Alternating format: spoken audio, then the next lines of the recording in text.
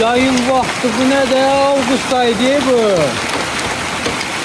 Ya belə bir şey olur ha.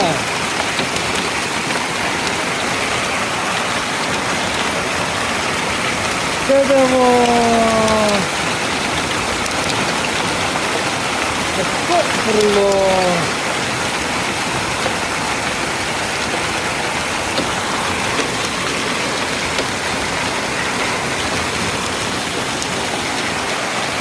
Böyle bir şey olur ha. Maşın deşik olacak ya bunlarla. Bunlara bak ya.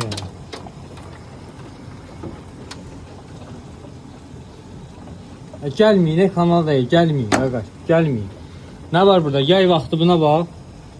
Sonra dizsiz kanalda. Buna bak sen de.